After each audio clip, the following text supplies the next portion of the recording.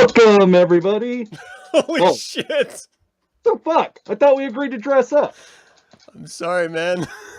God, I totally fucking missed Halloween episode over here, and I'm dressed like an idiot, and you're not. that. Bullshit. Wow. I was not expecting that. All Well, right. anyways, welcome everybody to the Infernal Brotherhood of the Scruffy Looking Nerf Herders. This is, in fact, a bi-weekly vidcast by Star Wars fans, for Star Wars fans, about Star Wars and fans. We're straight up Because by. stuff, we are greedy, what can I say? Anyways, this is the Halloween episode, so I think we're going to talk something spooky and scary and green. Yeah. We're going to talk about the Nightsisters today. Women. Terrifying. Abso-fucking-lutely. Yeah. I have to say, just like off the bat here, I love the Nightsisters. I love the way I experienced them early on when I was playing Star Wars Galaxies, which was my first exposure to them. And then seeing them develop in the new canon was really, really exciting. And we're going to get into it here in just a second. And then immediately disappointing. Yeah. Yeah. It was like a really wonderful build-up, and then like, what the... So... Yeah, that's pretty much what it was. Doing the research for this episode really rekindled all that. Yeah. Yeah, I remember watching that episode of the Clone Wars, and we'll speak specifically to this. So for those of you who don't know, this is going to be a little mysterious. But watching it, going, what? What? But they're the Nightsisters. What? What? Yeah. Like so disappointed. Like infinitely so disappointed in that was actually because I believe that was before, well, I know that was before Last Jedi, so that was my first real disappointment in Star Wars. Like up until that point, it's always been, if not, just like cheering, yeah, go, sort of like, oh, okay, that was entertaining. But this is my first like, oh, come on. Oh yeah. Yeah, I went from reading the books and shit to like, and knowing that they control the entire fucking planet via the Force, via the planet type of thing. But yeah, they went from being like this massive, oppressive presence to like a little clique of random outcasts. Like they rode Rancors in Legends. Yeah. Yeah. They bred them and like that was their pets. I mean, fuck. If there is a signature for any species to show their badassitude, like riding Rancors, it's like that's it. Yeah. Beginning and end. Like if your familiar is a fucking Rancor, then I mean that just speaks volumes of you. Yeah. Oh, you got a little black cat. That's cute. Check out Fluffy over here. All right, so we're going to be going over the new canon version of Nightsisters, and then we're going to be dabbling. We're going to be doing little spatterings of our own experience with Legends versions of the Nightsisters. But as you already mentioned, Cameron, it's the Halloween show, so what better species or creature to speak to than witches that summon their own zombies? Yeah. Well, not only that, they live with their dead. They decorate with their dead. Yeah. I mean, that's pretty fucking sweet. I do that too, as much as I can. That's like the Day of the Dead times 365. Yeah, like just it's pretty rocking. Living it, man, it is just so dark, so dark. And here's the thing: like I've heard people. I can't tell if I'm too loud or not, so I hope I'm not. Coming across great on for me. Okay, so I've heard people say, in the new canon, there's no such thing as horror. And I'm like, well, have you ever heard of the Nightsisters? Because it's like a straight up horror show. The whole arc of, and I guess maybe we should go into like their first exposure in the new canon. And that was in the Clone Wars, which kind of bothers me because they are relegated to a story arc rather than their own thing, Yeah, it could have easily been a season. Very easily. Yeah, but I just want the culture to persist. And it is set up that it could, but they did pretty much wrap it up in the cartoon series. And then well, I'm sorry, they didn't really wrap it up in the cartoon series. They had a story arc in the cartoon Clone Wars series, and then they wrapped it up in a comic series after the fact. So I don't know. I love the Nightsisters. I've always loved the Nightsisters, and especially because, as Star Wars fans, we were first introduced to the Jedi, and then we were introduced to the Sith, and then we understood the Force as opposing sides. Mm-hmm. And then there's this really wonderful idea about Darth Sidious exploring like ancient Sith alchemy. And so that sort of opened up outside of just the regular Sith teachings. Like there was like another form of the Force that could be explored and manipulated. And then we were introduced to the Nightsisters, which had their own form of ancient witchery that was intimately involved with the Force. Oh, yeah. And so it was like this whole new world that was just being ripped and stripped away from our understanding of this childish good versus bad view of this cosmic force into something that was much more complicated and much darker. Oh, yeah. Like much darker. Well, and even just with them alone, I mean, that's like it completely wipes away the whole good and evil shit because it's just boils down to just pure alchemy and how they use it. Yeah. Because they're not inherently evil or villains. Well, and that's the thing, because sometimes they're dicks. But it's all self-interest. And so I know like you and I have a very different view than the majority of other people when it comes to this dichotomy of good and evil. And we sort of, run by this whole idea of good is what you like, evil is what you don't like mentality. But when you're speaking to sort of, Star Wars lore, they very much have from a certain point of view perspective on everything. Certainly with canon, I think. I mean, it was touched on a little bit in Legends, but there was still this sort of Buddhist good-bad thing that George was always pushing. With the new one, and certainly with the new novel, from a certain point of view, it did really change the way the good and bad flair that the Force had. And when you then take a step back and look at creatures like, well, I don't know, it would be like a new species, the Dathomirians, and with the Nightsisters, they had a very different connection to the Force. And so, as you were saying, it's not bad or good; it's their own culture, and they were just content for the most part until Mother Talzin, living within the confines of their planet and how they understood the Force.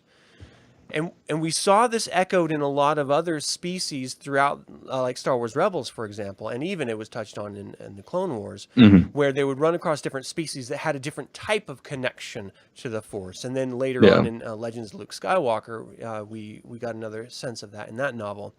And it broadened this view of the Force. And so I'd never, though the visual aesthetics of the Nightsisters in our current culture say that, these are very much evil witches, like they're just styling chicks, man.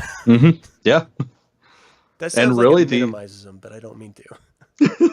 They're fucking powerful women. Like, if they were real and we were saying this shit and they got pissed off, they just kill us. Yeah.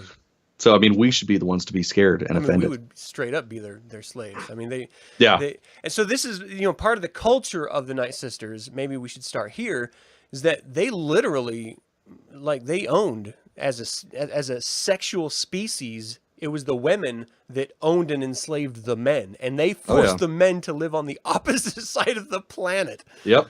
And that's in both canon and Legends. Like that is one of the few things, like one of the few aspects they kept from Legends that I do appreciate. I mean, it's a little different because they did, like in Legends, live alongside the men, but it was a different species and they were just straight up slaves. Like that was it. They used them for sex to procreate and to just destroy.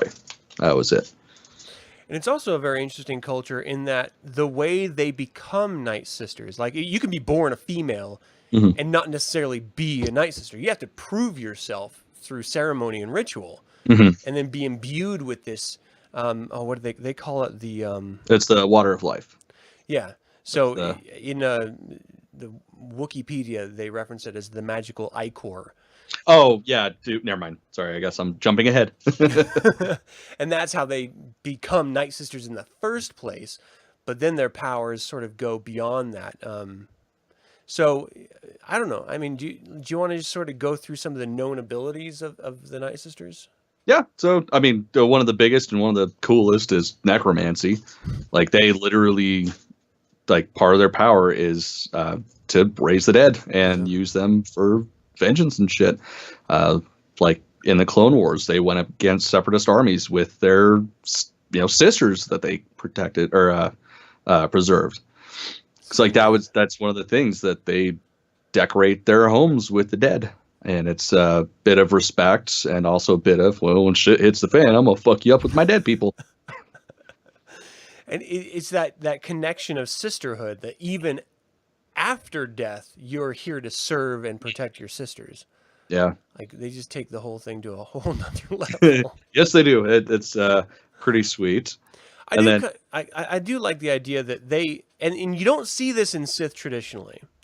Whereas if a Sith wants to exist after their corporal form dies, they have to sort of possess an object or a location. Like, they have to do something like that. When a Jedi wants to ascend into the Force, they can literally appear anywhere they want. They can, sort of take just audio or full physical form, seemingly control environments in the real world. Like, they can do some real shit when they go into one with the Force. The Nightsisters aren't that different. Like, they can manifest themselves through the Force. And it'll be interesting to find out, because I don't know if this is just because of the planet, that the Force essence that they're tapping into is tied to the planet, so it gives them a different, interaction with the Force, or if it's outside of their planet that they're also. But the stories we've gotten is very much tied just to Dathomir himself.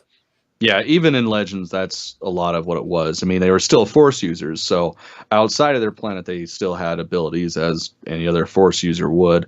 But, at home, like, it was much more projected. It makes me wonder if you can concentrate sort of the will of the Force on a planet so strongly that even though you can tap into the Force outside of that planet, you can live forever as long as your essence is within that planet's Force sphere. I don't even know how to describe it, but no, that's pretty good description. And in theory, it makes sense. So, I mean, especially if you're so tied to the life force of that planet, like, it would just make sense that when you leave your body, you become part of it. It's almost like an avatar type thing. You sort of go into the planet's core. But it also then makes me think, well, maybe it's not so different from the Sith version. They're just, instead of focusing it on an artifact, they're focusing it on, or like their tomb or something, they're focusing on the planet itself. Yeah. So I don't know. But it is interesting because, and we're going to get into it here in a little bit, Mother Talzin, like, literally comes back multiple times. Yeah. After having sacrificed herself. And not even just like a little bitty ghost, like a full-fledged, holy fuck, this thing's gonna kill me type of being. Force storm type presence with will. Like, and that's the other thing. Like, I don't necessarily know that we'll ever get like this is how the Force works with these different people understanding it different ways. And I don't really necessarily know that I want to. No, of course not. But I do like the idea that like, the Force itself is interpreted differently by different cultures. Hence, they utilize it differently in different cultures. And so there's different aspects of the Force that are unlocked in these different cultures. And it's an interesting way to tell the story of a singular sort of entity or force of the Force. This sounds stupid. I don't know. It's really interesting. So, I mean, going back to what we were speaking to originally on their known abilities, that necromancy part, I mean, that's like ancient voodoo type shit. Yeah, straight up. Creating a zombie and just having them do your will after they're long gone. Another one was the ability to summon the sleeper in order to create the water of life. So could you maybe touch on the significance of the water of life or significance of the sleeper? Well, I think we have to discuss the sleeper in order to go into the water of life, because the water of life ceremony, essentially they're taking a part of this ancient creature, which is actually, for the most part, like what creates the dark side power of the planet. And like I don't know, from my understanding, it's not even like an actual physical being, just more of a manifestation of the Force, because everybody that experiences the sleeper sees something different. Like going into the books and the comics, they do mention that for every single person you see it different. Like one sees, fangs and scales, the other sees tentacles. Like it's always different. But in order to go with the ritual to create the water of life, which is what all the necromancy and all their powers come from, they have to be so strong in the Force that they can actually summon it from the abyss. And then they take part of it, create that. Then at that point they become an official Nightsister versus just like an acolyte or something. I do like it's this personification of a ritual in order to connect with the Force, rather than going through trials like a Jedi does or tapping into your hatred like a Sith does. Like they have to make shit happen, which I think is interesting. Yeah, it just seems so much more powerful and personal. I mean, even which is ironic because a Sith has to delve into their hate and their fear and all that stuff and embrace it. But I still find creating in your mind like a physical fucking form that you're going to pull essence from, I think that's a lot more personal and just like significantly more powerful. It really did make me think of like the cave on Dagobah. You're going to experience what you bring with you. Yeah. And so the dark side is manifested within itself, but you're going to give form to that. Yeah. And I kind of like those little, dark side pockets where we get we've only seen it twice in the films, but it's nice to know that there are locations that are just beacons to the dark side. Well, and we get it too in the television series, like Palpatine when he found Korriban and renamed it so nobody knew what it was, and he did a lot of his studying there. And then obviously Dathomir with the Clone Wars series. Yeah, it is nice to see that that's still like it's not focal to just like one or two planets or moons or whatever. Like it's a common occurrence, it seems like. This is why, and I don't want to stray too far from this, but this is why I so desperately think we need, if not just a canon novel, then a film trilogy on Shmi. I'm sorry, on Palpatine. What was his first name? Palpatine's first name? Books right there. I could probably look at it, but it was like a Shmi. It wasn't Shmi. I know that's the only one that's coming to my mind, but it was something like sort of like Sheev. It was Sheev. Sheev. Yeah. So not far from Shmi, but it was just like what?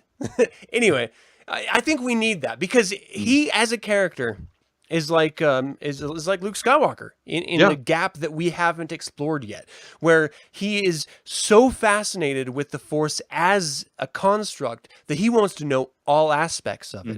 And and this is directly connected to what we're speaking to here, but he reaches out to ancient cultures. He goes to different histories and finds artifacts to understand the complexities of the dark side of the Force, to find these ancient secrets. And that's what leads him to Mother Talzin and the Nightsisters, is his journey to understand the complexities of the dark side of the Force. And we just don't see that anywhere else. You have Darth Vader, who's a slave to his circumstance and his emotions. You have Luke Skywalker, who up until the point that we don't know about him, is just a sort of slave to, what's happening in the galaxy, and he needs to sort of fulfill his bit of the prophecy. You have the guardians of the prophecy in Qui-Gon Jinn and Obi-Wan Kenobi. But outside of that, like no one's really trying to understand the full embodiment of the Force other than, again, Luke Skywalker in the period we haven't known him yet after Return of the Jedi, and Darth Sidious. Like he's the only one. His story would be so much more interesting too, because he didn't just, he did mostly focus on the dark side because that's what, interested him. But he had the money, he had the resources because he came from a family of wealth. That he could research everything, and that's why he was so powerful, is because he learned so damn much. We need to know more about him, like in canon, can. And this is why it drives me so crazy. Why even bring in a Snoke when you have the complexity of a character that exists that we don't know about yet? Mm-hmm. Like, you don't need him. You just No, don't need him. not at all. Oh well. I don't want to stray too far. So they would go through this ritual, the Night Sisters, in order to tap into the Force and become to be considered even a Night Sister. But they could transform people into ghostly versions of their true form, which that's possession. That's fucking amazing. Bananas. I mean, it's just incredibly cool. So let's talk a little bit about their origin and then dive into their connection with the new canon. So do you want to start with the first point here on the origins? Yeah. So they're essentially just a few different clans. I mean, they were a race, but they broke up into different clans just to embrace the magical ichor of the planet. And they would rarely leave, as we mentioned earlier, just because they were, of course, much more powerful in their home versus outside of the place. And really, they didn't actually start leaving Dathomir until Talzin became the clan mother, Talzin, of the clan, which I'm forgetting the name of at this point. But yeah, she was. I can't remember. Was it her that sought out Sidious, or was it Sidious that sought out her? It was Sidious that sought out her, right? Yeah. It was his exploration and trying to find other manifestations of the dark side that led him to Dathomir. But this is what I find so interesting, is because in Legends there were multiple clans, and there wasn't like one primary clan. They just all had it was multiple clans, and they all had their own little versions of fiefdom on Dathomir itself, riding and mastering different types of rancor, and generally terrorizing anyone who accidentally or intentionally landed on the damn planet. In canon, there was just the Night Sisters, and then in the comics after the Clone Wars sort of ended, they introduced a new clan. So it seems like, as far as has been announced, there's only two clans, which is the Night Sisters, led by Mother Talzin, and then the secondary clan, which is... do I have it in my notes? I thought it was written down, but I thought I did too, but I'm like scanning. I don't see it. Anyway, there was another clan that was announced. I don't see it in my notes here, damn it. Which I thought was interesting, but again, as far as story arcs go, they didn't explore it very much, and it sort of ended as soon as it was announced. It was the Night Sisters have always in canon been used as a tool for the primary story. They're always like the B story, which bums me out. Such bullshit. Well, and there's such a long running part of the now Legends and canon. I mean, their first appearance, and I'm skipping ahead to something else I wrote down, but like their first appearance was in 1994 with the courtship of Princess Leia. Like that's how far back these guys go. And then for it to be now canonized that we've got like 5 episodes of television shows that you see them, and a couple comics that most people don't read. Yeah, and to be fair, like the comics and the Clone Wars episodes are crazy good. Yeah, they are. That's they're in, and it brings a whole different tone. But if it weren't for Dathomir and the Night Sisters, we wouldn't have an Asajj Ventress. We wouldn't have a Darth Maul. And that's what's so fascinating, is that you have these two incredibly powerful dark side users that made such a... And Maul is still, if you consider Solo as something of interest, which I know some people don't, has such a lasting impact.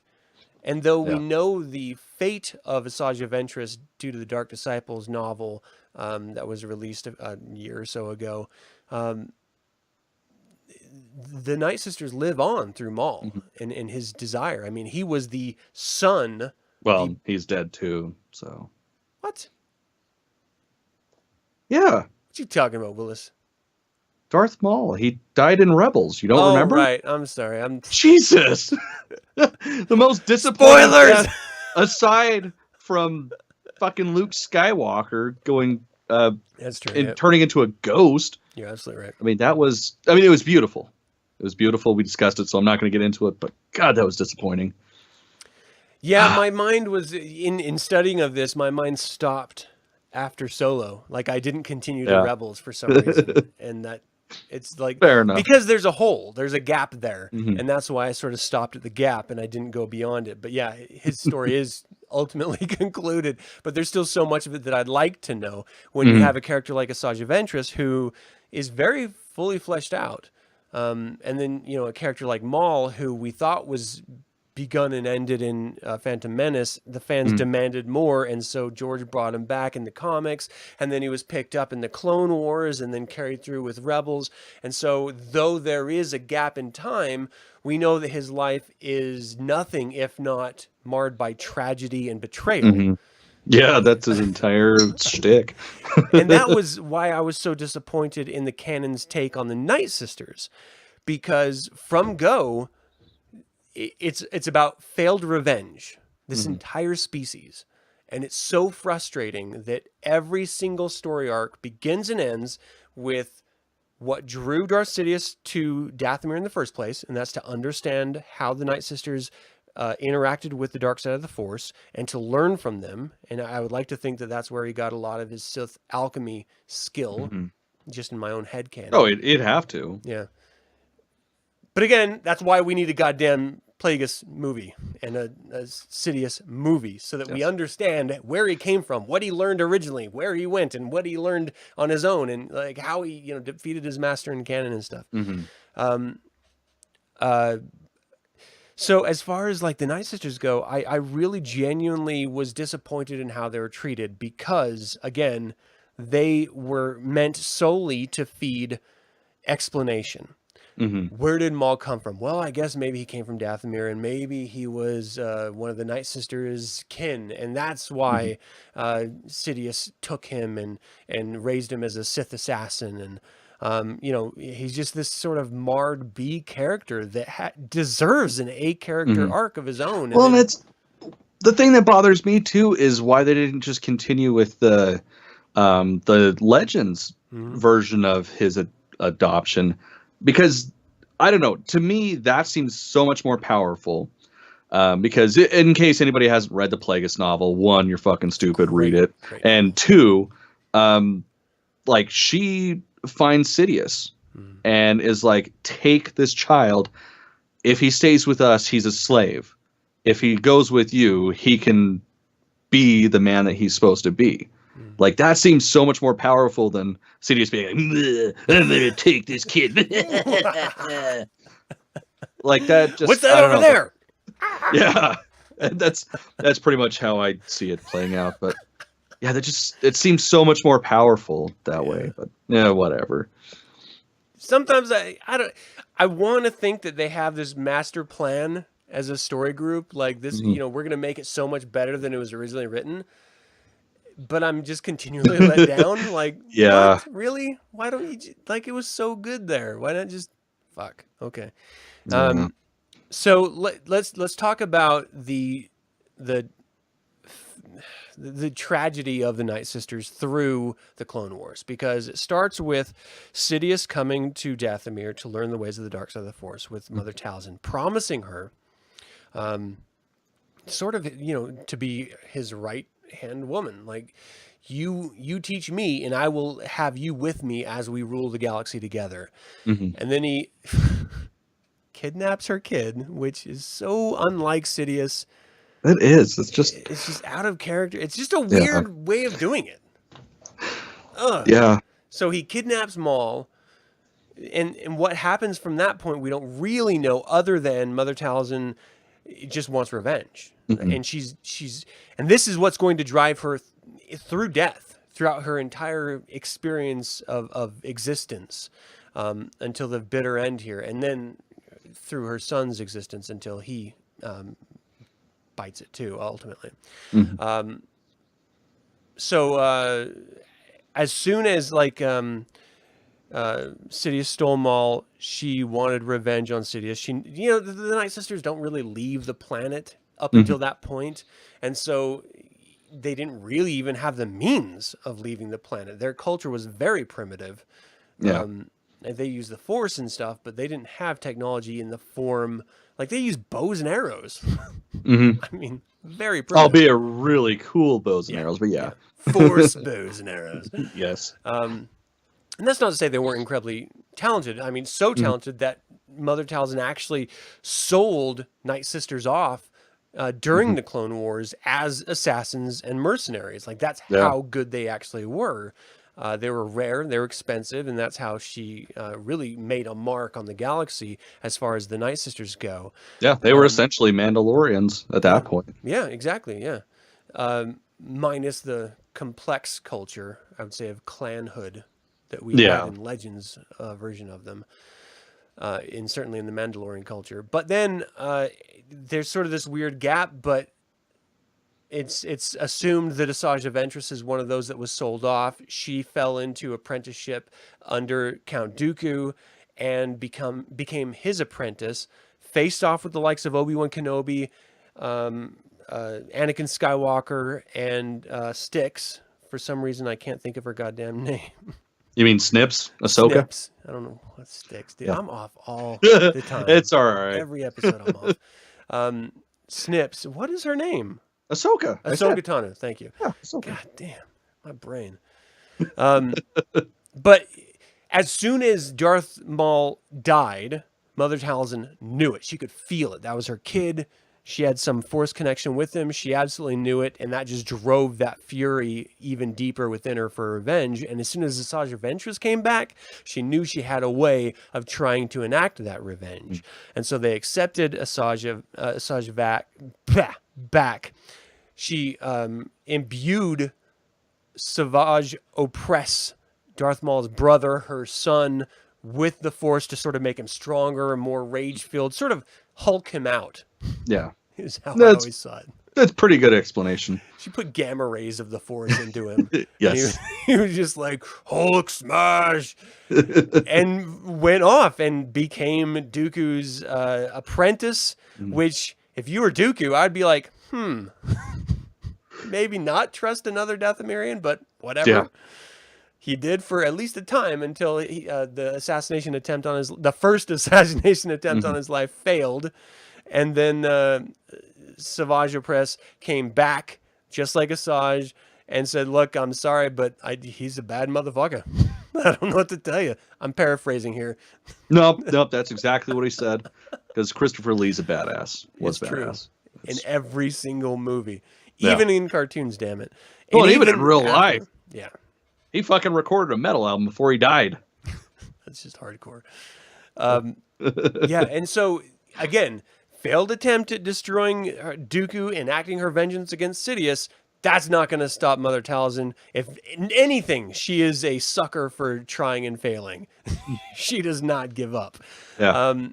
And so, what's the next part? Talzin sent Savage to find Maul. After he failed, she knew if there was someone that could enact her revenge, it would be her lost son, who she knew survived but could not get to him, and ultimately find him. And it took Savage to find him, bring him back, scarred mind, well, missing half his damn body. It's pretty good reason to have a scarred mind. Well, when they found him, that's when he had the crazy spider legs because he lost his mind, right? Yeah. It's been a minute since I've watched that. And I can't remember how he got him, if he did it himself. Yeah. Well, because he fell down that chute. Right. Yeah. And that's just like random bits that he found while he was there. Yeah. And I just got to say, they did such an amazing job in the cartoon depicting that madness. Oh, yeah. And the tortured mind that was Maul. I just thought it was so good. And so they bring Maul back, and she sacrifices herself into the Dathomirian Force in order to heal him and give him back his limbs. And it does, and he ends up creating the Shadow Collective, which is a splintered group of Mandalorians creating the Death Watch, the crime syndicates, and he becomes this master criminal lord with his brother Savage Opress. And they do some crazy, wonderful shit, like, attempting to overthrow the Empire. But, again, the Dathomir Witch curse comes into play, and they fail. So, realizing that Darth Maul was at the head of this and the Dathomir Witches were behind it, Darth Sidious must be fucking pissed that these women keep coming back from the dead, seemingly, and goes to hunt down his old apprentice and kills his brother and imprisons Darth Maul. And ultimately, the reason why he left him alive was that he was hoping Darth Maul would bring him back to Mother Talzin to find out where her essence was so that he could finally destroy her. And again, because fucking Dathomir Witches and Darth Maul is always a goddamn character, he does it and leads him back to Mother Talzin.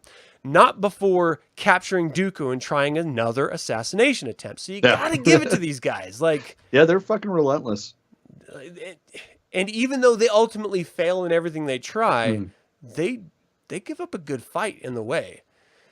So I'm actually skipping over the entire part where after the assassination attempt from Savage Opress on Dooku's life, Dooku sends General Grievous to go wipe out the Dathomir Witch clan. Yeah, Grievous and a whole bunch of fucking droids. And damned if they didn't nearly do it. Which is this at the top of the show, I was expressing my discontent, or my malcontent. I was really disappointed in that. I wanted to see them win so much because they're so all they needed was droids. Yeah, droids versus zombies. I mean, it's kind of a no-brainer. What's gonna win? Yeah, whatever. It bummed me out. That's what they're good at. It's disappointing us. Yeah, seriously. Which I find so fucking funny because Star Wars has always been like all about the, females being the powerful ones. But yet they're all just like, we're big, we're spooky, we're going to win. And then, no. And I wonder if it's just because they're the bad girls rather than the good girls. Well, even then, like, look at all the Asajj stories. Like, I mean, she goes through some shit, but she always comes up in the end. Minus the book, which I haven't read, so that's news to me. I didn't know she was dead. Oh, I'm sorry. Spoiler. Oh, yeah, because that's going to ruin a book. And dude, it was like she was, like, Quinlan Voss has a whole arc of love with her. Like, they connect, like, and he was a Jedi, so, like, they have this love affair. And then she brings him back after all of this has transpired to Dathomir to bathe him. And like, he has to go in and get a piece of the sleeper in order to become a Dathomir Witch himself in order to save him. And of course, who fucking shows up but fucking Dooku in order to stop his old apprentice. And he's about to kill Quinlan Voss, and she sacrifices herself for Quinlan. And then I can't remember the exact circumstance, but Dooku leaves, and it's this really bittersweet experience, like moment between Quinlan Voss and Asajj Ventress, and this culmination of Asajj's history. Like, she started as this Dathomir Witch who was sold into this mercenary assassin life, attracted to Dooku, became his apprentice, tried to be assassinated by Dooku, failed that attempt, tried to assassinate Dooku as retaliation, failed, and almost killed her, went back to Dathomir. She was raised back into life and brought back to health by her Mother Talzin and welcomed as a sister, and then sent off to do her own thing as a mercenary and bounty hunter primarily. Fell in love with this sort of rogue Jedi of Quinlan Voss, decided to, and she, of course, lived through the assassination attempt and the extermination of all the Dathomir Witches, and became this bounty hunter, brought back Quinlan Voss to try to rekindle this family, the sisterhood that she so desperately wanted, and to bring the person that she loved into it. And then she is ultimately destroyed by her old master in the process in order to save her love's life. I mean, it's just this tortured existence. Goddamn. All of these Nightsisters. At some point, you just got to say, can we just get a win? Yeah. Like one? Is there at least one of them, like, hidden somewhere? Like one win. Fucking hit the snooze button too many times, didn't wake up. Yeah. So disappointing. So that was her arc, and then of course we know what happened ultimately when Darth Maul came back. They almost assassinated Dooku, but of course Sidious showed up with General Grievous. It was actually General Grievous, I believe, that killed Mother Talzin again, and then ultimately she was destroyed by Sidious, like even in her Force form, and it was left to Darth Maul to enact her revenge. Which, well, because Sidious destroyed the essentially like the table that all the sisters were in, right? Yeah, the altar. That's what it was. Yeah. Altar, Jesus. Yeah, That's what I meant. Not table. It was a kitchen table. It was just really fucking nice, really green. Jesus made it. He was a carpenter. Mm. Mixing up our mythologies. It was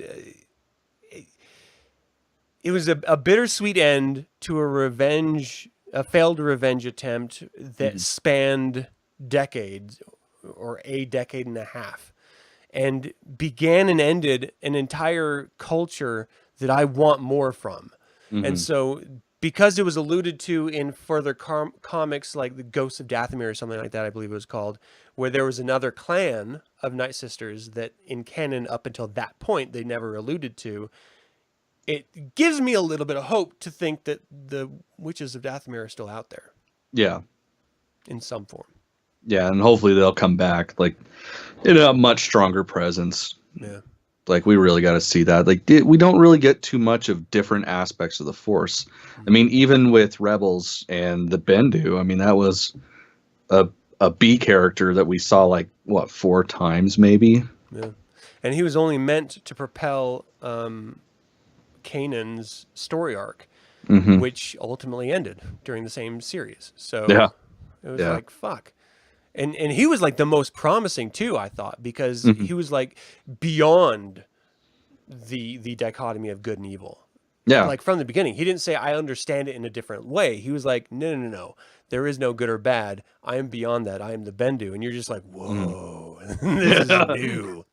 That's exactly what I said the first time I saw that episode. Whoa. Yeah. It was just really cool. And so then, you're introduced to these characters like the Dathomir Witches. And you're like, whoa, there's dark sides of this shit too that are like so dark that you always thought this was the darkness of Sidious until you realize that Sidious sought out this darkness in order to sort of become who he was. And you're like, wow, this informed like one of the greatest Star Wars characters of all time, like the greatest bad guy of all time, if you're not counting Darth Vader. And like, but is Darth Vader really an ultimate bad guy? Like, I don't believe he is, because he's redeemed at the end. Yeah. He was good at the beginning. He was good at the end. He just had a bad period in between and a lot of suffering. Yeah. Like, Sidious was just a fucking badass. Period. Yeah. Up until his death. That's weird. Because there are, like, during the Galactic Civil War, Darth Vader is very much treated as this mechanical force of darkness. There's no real humanity to him in canon. In Legends there was. In canon, he's just a machine of death in that period of time. But the true story arc of him is just a tragedy. Oh, yeah. And so he's not really a good or bad guy. He's just, he's the center, the core of a story that had, other characters revolve around. Yeah, he's a creature of circumstance. Yeah. Like, that's ultimately what it is. And Sidious very much from the beginning. If we're going to take any of Legends, like, he was a creature of darkness from the beginning. And he ended a creature of darkness, which was so pure and amazing about him. Oh, yeah. And you could also, take the same tone with Mother Talzin, the leader of the Dathomir Witches and the Nightsisters, in that, she, from the beginning, she had ambition. She wanted to spread the Nightsisters galaxy-wide. She didn't know how. She found this moment of opportunity through Sidious. And if it weren't for his mastery of deceit and the dark side of the Force, she probably would have succeeded in spreading. Yeah, but even then, like, I wouldn't consider them evil or bad guys, because, I mean, yes, they use the dark side. Like, that is a given that they use the dark side. But... I can't believe I haven't been showing any of these photos today. Oh, yeah. I'm sorry, people. I forgot. There were a lot of... Well, this is a damn good conversation. We've been focused.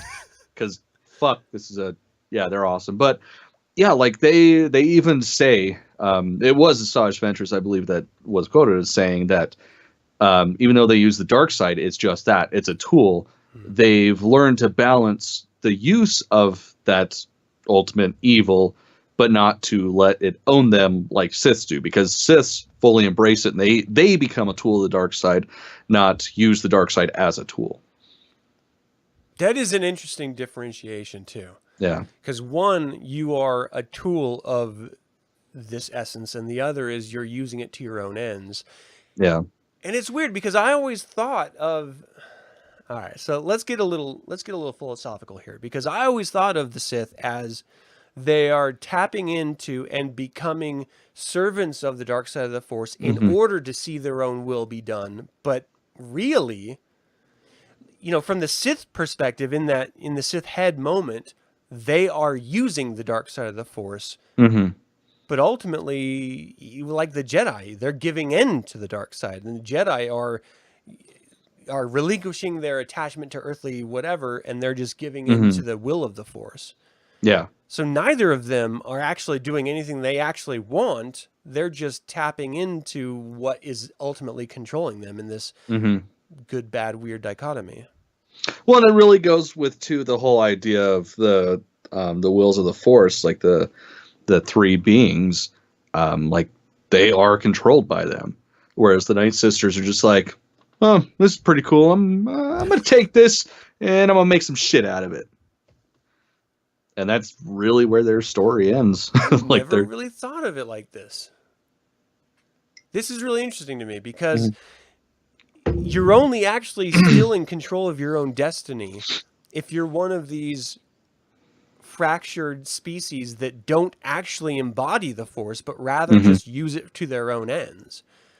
So you're never going to be the hero or villain in this case, but you're always going to be the master of your own destiny, which arguably is like the best case scenario of anyone's life. Oh yeah, absolutely. Yeah. So the Jedi and Sith are just slaves, like no matter how you look at it. Well, and even in the films, they talk about giving in to feelings and stuff, and that's just like you're giving in, you're giving up your control, and you're letting something else control you. No, man. It's just, yeah. I mean, they're still badasses. I mean, they gotta do flips and shoot lightning and play with laser swords. So you can't take their flips away. Yeah, really being a slave to a cosmic force like that, still pretty fucking sweet. But yeah, the Nightsisters, like that, honestly, that may very well be, too, why they never progressed further than they did, was because they didn't give into anything. They didn't give up anything. They just used something the way they thought they needed to use it. Oh, see, this ties in perfectly with the way that we were speaking about George Lucas's ultimate trilogy ending plan of delving into the midichlorians and the actual will of the Force. Yeah. In that you have a species that isn't being controlled by it, so of course they're inconsequential. That's a great way of looking at it. And if they did really focus on everything that happens in the Star Wars universe is controlled by ultimately the big stuff, controlled by the cosmic force, the will of the Force, good or bad, they're both tools in order to see some sort of finale end. That just makes me want to see what George was going to say more. Like it drives me crazy when I hear people making fun of the idea of delving into the midichlorians and the will of the Force. It all leads to that. I don't think it would have made for a good movie series. Like, the more I think about it, I don't think it would make a good movie series. I mean, it could. I mean, especially if they went with sort of like the whole Ant-Man scope of things. It could have been all right, but it would have been far-fetched from what we're used to. But this is definitely something that warrants itself to, you know, if anything, visually, I'd say comics, but more so like novels. Like, if they did a Cliff Noted novelization of his trilogy, like just completely stated out of canon, it's just something they released just for fun. Yeah. Like, I bet it would be fucking amazing. Ugh. I still want to see it because that explains it.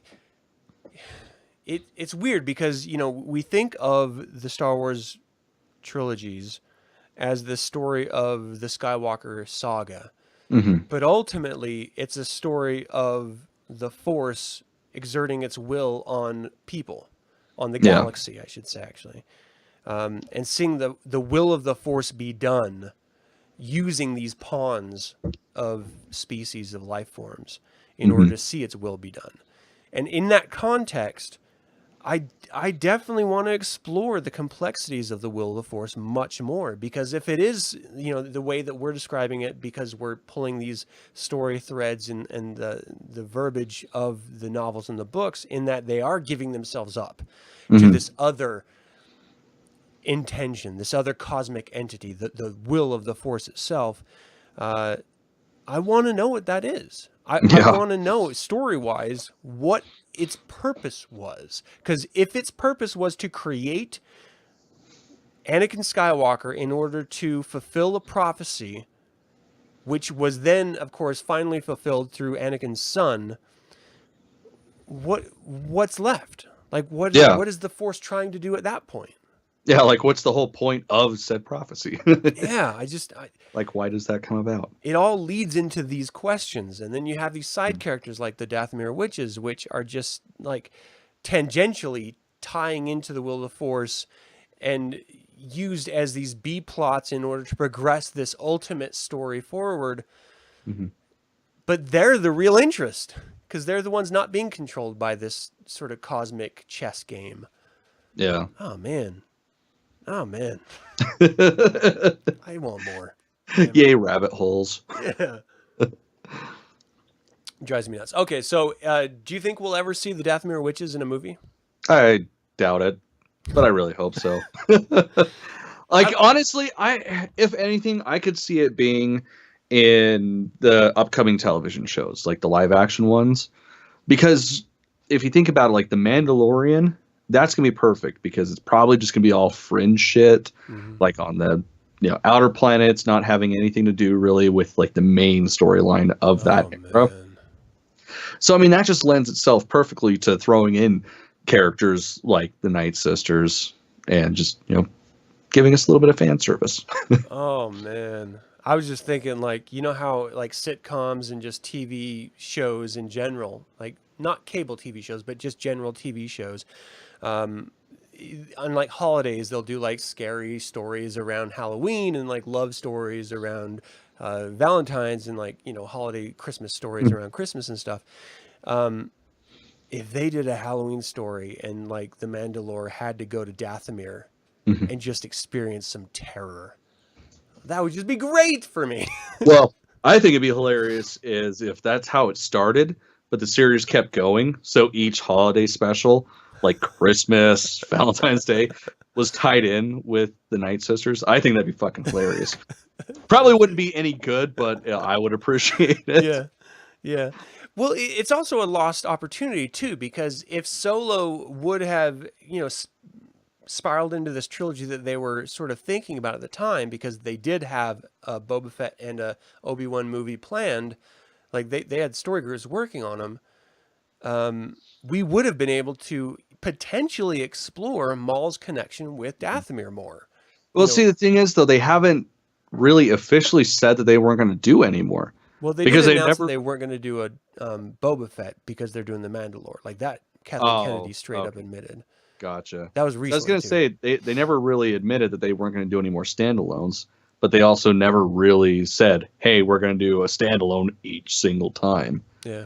It was just sort of a loose game plan. Yeah, Bob, like there was June last year, Kathleen Kennedy said that they were going to make an announcement about future shows. And then when the announcement was supposed to have made, like people flew in from other countries that were working on the scripts of these projects.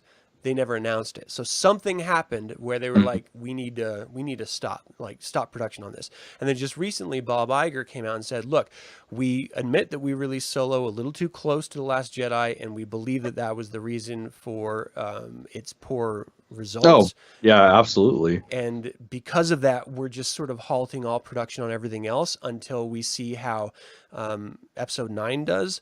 And so as far as films go, really, Episode 9 is the only announced film, and The Mandalore is the next real focused TV project outside of the cartoon series of finishing up the Clone Wars and continuing the first season of Resistance.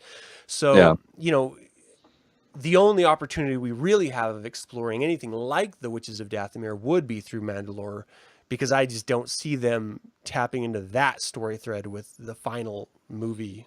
No, that's one of those like species that they would have to sort of like hint towards in the beginning of the films for it to even make sense. Yeah.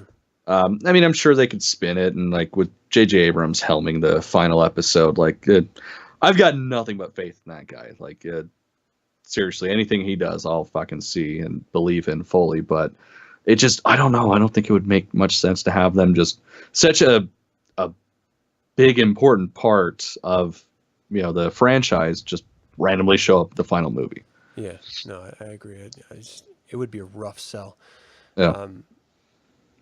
But I do want to see it, man. I do want to see him in live action. I just think it would be such a wonder, after having seen what they can do in the Clone Wars with them, and still keep it creepy and authentic feeling and just terrifying. It would be nice to see a genuine story arc of a Dathomir witch, like being in control, Well, that's one thing I feel like, I don't know. I guess I've just never really talked to anybody that is a fucking loser like me, but like the first time I saw Dathomir like in the Clone Wars, like that, I had been reading books about them for years, like long before I ever watched the Clone Wars. And this is one of the few planets and species that the second I saw them, I bought it. Like, it's like, oh my God, that's exactly what I saw. Like, they did such a fantastic fucking job that, God, they really got to bring him back. Just made him so creepy and just so beautiful in their sort of darkness, their dark aesthetic. It was just so great. And, this is, it's one of the cultures that I love so much about Star Wars Galaxies, is that when you went to Dathomir, it was a scary time. Like, it was a scary place. There was clans in different areas. There was rancors running rampant. Like, it was a terrifying planet to go to. And I want to see it. I would love, even if it was a standalone, like the standalone horror Star Wars movie, like they did a war one with Rogue One and they did a Western with Solo. If they just did like a horror one, I would love to see a Dathomir. I would gladly give up my hopes and dreams of seeing a Death Troopers movie as their standalone horror movie in lieu of a Nightsisters horror movie. Oh yeah. Gladly. Of course, now that I think about it, what would be better? A Dathomir witch horror movie or an Ewoks hunting stormtroopers horror movie? See, that I don't know. I think that'd be more of a slasher, like a campy, throw your popcorn at the screen slasher. Oh yeah. Well, I mean that's still horror because that's a huge blanket term, but I don't know. That's fucking hilarious. That would be amazing because they could have a little nub tongue in cheek little moments in it, but still it's just like these little teddy bears are killing me. It's like fucking Chucky meets. I don't even know. Blair Witch. Puppet Master. You're just screwed. Oh, man. Oh, I wish. That'd be hilarious. I wish. That would be such a brilliant movie. That's a fan film that needs to happen. That's the only way we'd see something like that. Yeah, seriously. All right. Well, that's really all the time we have. Is there anything else you wanted to cover on the Dathomir Witches? No, that's about it. I mean, there's so many books that we could have talked about. Like in Legends, there's what 20 years worth of stuff. Right. So I mean, that could be another episode in and of itself. So I think we covered the gist of it. Okay. Well, thank you all for tuning in. Shauna and Josh, thank you guys for jumping in the chat with us. You can subscribe to the live video podcast here on YouTube, or you can subscribe to the audio podcast after the fact on iTunes or Stitcher or Spotify or Google Play or wherever you get your podcasts. We're going to be there. Or you can just check out the website, theinfernalbrotherhood.com, in order to get those episodes. However, at the very top of this episode, you did see one of our previous guests give their my name is, and I'm a Scruffy Looking Nerf Herder video. Well, you can send us your own in video or audio format. And what email address do they send those to? Well, Adam, that would be theinfernalbrotherhood@gmail.com. I love that. And if you only send the audio, make sure that when you do send the audio, you let us know who you want to be character-wise and Adam will whip something up because he's a technical genius. Yeah. I just talk things. Yeah, I'll just make you an Ewok. Yeah, hell yeah. Just everybody's a fucking Ewok. Scary, terrifying Ewok. And until, I guess that's it, really. So there's no easy segue into this. But until the Infernal Brotherhood convenes again, may the Force be with you. That's not how the Force works.